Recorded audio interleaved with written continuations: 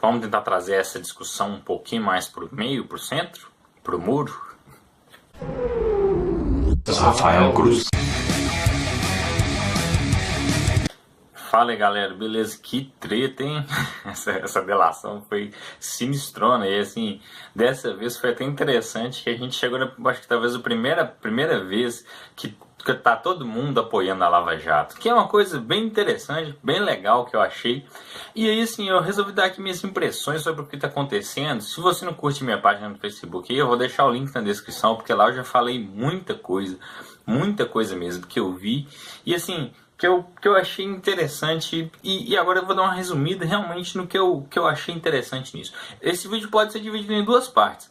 Primeiro para as pessoas que gostam do Lula, que gostam da Dilma e tal, e para o resto para as pessoas que não gostam dele, a segunda parte do vídeo. A primeira parte é mais ou menos o seguinte: uma coisa que me decepcionou muito foi ver pessoas comemorando o fato do Temer ser pego com a boca na botija, lá o Aécio também ser pego com delações assim apontando, com gravações, com fatos, pegando eles. Sabe o que eu acho que é triste, assim, que eu não concordo com pessoas que aprovam, que aplaudem, que gostam disso? Porque o nosso país, sabe, o nosso país, o presidente do país é o maior representante político do nosso país. E não é legal achar, nossa, achamos o cara que tem as falhas, aqui, olha aqui, ó, ele tem a falha. Não é bom isso, não é bom, não é bom. Isso quer dizer que eu apoio o Temer, que eu gosto incondicionalmente do Temer? Não, mas eu não ficaria feliz, não fico feliz dele realmente ser pego com corrupção. Porque na verdade, o que eu ficaria feliz é que políticos, mesmo que pensam diferente de mim, que fossem honestos, sabe? Por exemplo, o Bolsonaro é um cara que eu não gosto muito dele, não concordo muito com muitas ideias que ele tem, mas eu fico feliz com o fato dele ser honesto e não ter sido pego em corrupção ainda. Então assim, aí fala ainda, parece que vai pegar mais pra frente, né? Tem gente que vem com uma frescurinha, não sei se vai pegar mais pra frente, mas não tem nada dele de corrupção por enquanto. Tem uma doação estranha aí da Friboi, mas deixa pra lá.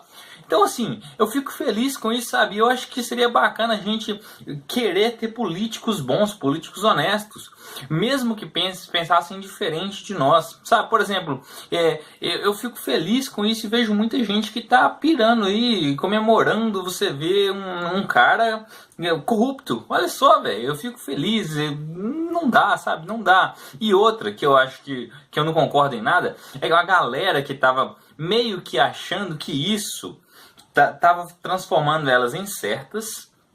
E assim, meio que inocentando Lula e Dilma. Ah, não, agora a Dilma e o Lula são os bonzinhos, os limpinhos, os imaculados. Imaculado até me lembrou Game of Thrones. Não, sabe? Primeira coisa, eu não tô falando aqui que a Dilma e o Lula são culpados. Não tô falando aqui que a Dilma e o Lula são culpados porque a Dilma tem delações para ela, mas eu nem sei se ela é réu, sei lá como é qual é o feminino disso, e o Lula tá sendo julgado ainda, então eles não são culpados, sabe? Tudo bem, mas isso não significa que quando eu pegar o Temer ou o Aécio em alguma coisa errada, em uma corrupção, que automaticamente o Lula e a Dilma viraram santos. Não viraram, sabe? A gente sabe que no governo do Lula e da Dilma houve corrupção sim, a gente sabe que houve desvios bilionários da Petrobras. A gente sabe que o mensalão foi debaixo do nariz do Lula. Inclusive, eu até não falo que o Lula e a Dilma são corruptos, não. Mas, no mínimo, eles são muito incompetentes. Muito incompetentes porque aconteceu uma zona debaixo do nariz deles e eles não fizeram nada. Não fizeram nada, praticamente nada. Ah, não, mas é um país grande, não sei o quê, mas a função do gestor é ser um gestor bom e controlar as pessoas que estão abaixo dele. Então eu acho que no mínimo eles fizeram um serviço mal feito, que foi não conseguir acompanhar as pessoas que estavam inclusive perto deles, sabe? É sinistro isso. Aí muita gente ainda fala assim, não, mas não tem prova contra o Lula, não tem um áudio, não tem não tem uma mala que tava com chip e foi perseguida, foi guiada, monitorada, não tem. Tudo bem, cara, mas assim, eles não estão mais no governo, né? Como é que você ia ter uma corrupção de agora, em flagrante para eles? Meio complicado, né? Depois que começou as delações e tal, assim, aí que a gente começou a ter essa oportunidade de realmente a polícia interagir com os caras que estão delatando e montar esses esquemas como foi esse caso. Inclusive uma crítica que eu posso fazer até para a mídia em geral, que não é nem para quem apoia o Lula. Você viu como é que eles divulgaram, essa notícia? Divulgaram mais ou menos assim: donos da JBS gravaram Temer falando para manter a propina para o Cunha. E gravaram a Aécio pedindo 2 milhões de reais. Aí eu fiquei pensando assim, mas como assim? Isso vale? Isso conta? Depois que eu fui ler, fui pesquisar, fui ouvir no rádio, aí que eu vi que a Polícia Federal estava trabalhando junto com os caras. Porque do jeito que eles divulgaram, estava parecendo que o dono da JBS simplesmente resolveu ir e gravar. Sabe? Não foi um trabalho em conjunto com a polícia. Ficou parecendo que não foi. Inclusive agora eu já vou ir pro lado das pessoas que não gostam de Lula e Dilma. Interessante, não é? Porque tá escrito nas manchetes, você vê dono da JBS. Dono da JBS. Tantas pessoas falaram tantas vezes que era o Lulinha, ou é o filho do Lula que é o dono da JBS. E aí, não era ele? Não era? E falaram tanto disso. E agora? E aí? Ou não é dono da JBS, hein? O filho do Lula. É triste quando você vê que uma notícia que é falsa é propagada e é solta pra tudo quanto é lado aí. E aí eu vou falar de um meme aqui que eu vi que eu achei assim... Um meme é sem graça e principalmente sem lógica. Muita gente falando que o Bolsonaro ia ganhar de WO. Fiquei pensando assim, pera aí, vamos lá. Então o Bolsonaro vai ser presidente por WO. WO é quando o seu adversário falta. Resumindo, tem tanta gente corrupta que só vai sobrar o Bolsonaro, então ele vai virar o presidente. Primeira coisa que a gente sabe, que se tiver um impeachment do Temer, ou o Temer renunciar, a primeira coisa que vai acontecer vai ter uma eleição. Na verdade, o Rodrigo Maia vai assumir interinamente. Depois vai ter uma eleição. Nessa eleição, quem vota mesmo para escolher, que é a votação, inclusive indireta também, quem vai ser? Vão ser os deputados. Aí eu fico pensando, os deputados lá na Câmara deram 4 votos para o Bolsonaro. 4. Para presidente da Câmara.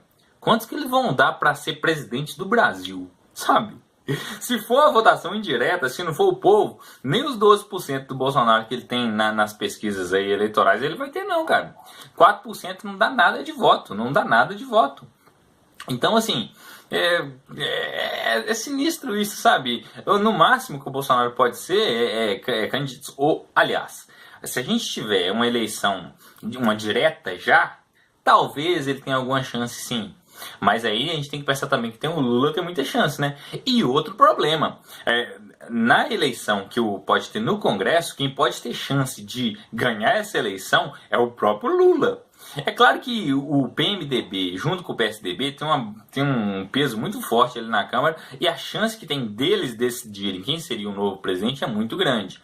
Mas o Lula e a esquerda, que inclusive está pedindo o impeachment da Dilma do Temer, ainda tem muita força, sabe? Então, assim, é meio sinistro ficar falando Bolsonaro WO. Inclusive, tem muitos outros políticos também aí que não tem delação pra eles, não. E aí? Então eles também vão entrar no WO?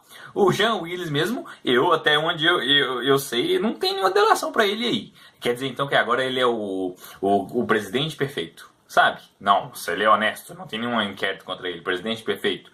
Tiririca. Vamos olhar bem, deve ter mais gente aí, né? Então esses caras também entram no WO. Outra coisa que eu queria falar. Muita gente voltou àquela ideia de que, nossa, foram os petistas que elegeram o Temer e não sei o que lá.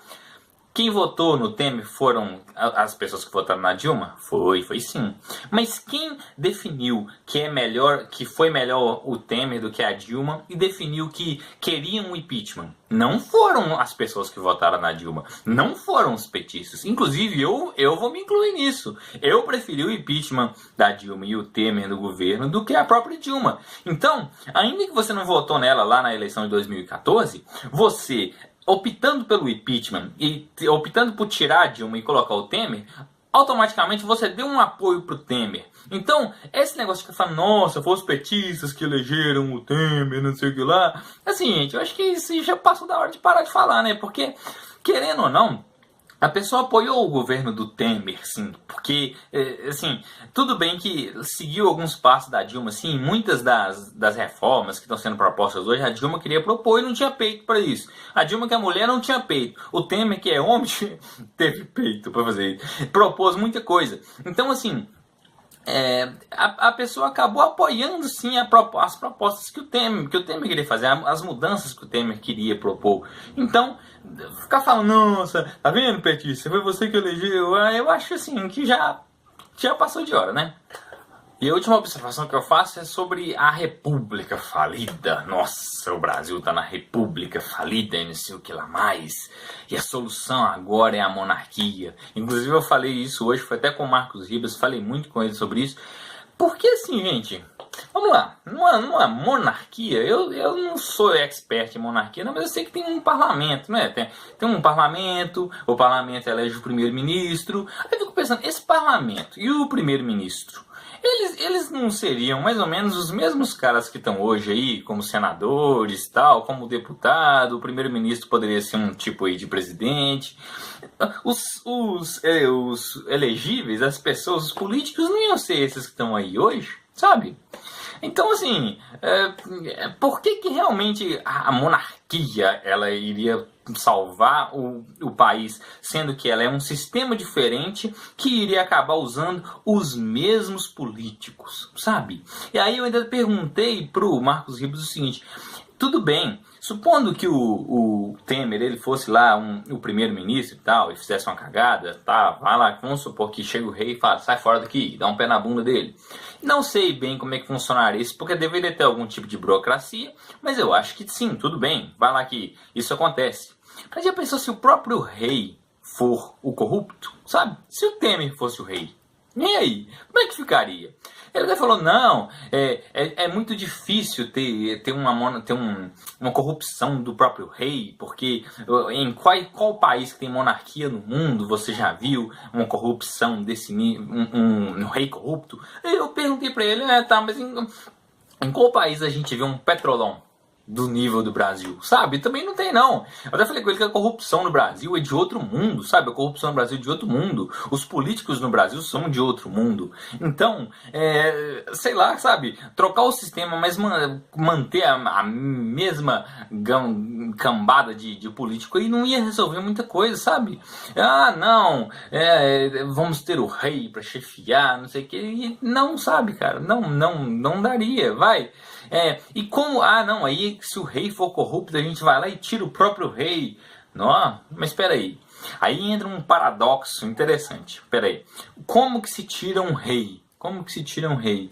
Fiquei pensando, impeachment de rei? Eu acho que não, né? Aí o Marcos Ribas, eu não sei, né? Aí a informação dele, que o próprio povo poderia tirar o rei, se organizar e tirar o rei. Eu fico pensando, no Brasil, provavelmente ia ter um grupo que ia apoiar o rei mesmo, ele sendo corrupto, não é? Porque tem gente que apoia o Lula, que pseudo-condenado está, do Temer, que está praticamente. Então, assim, não acho que tem uma organização boa aqui no Brasil para poder tirar um rei.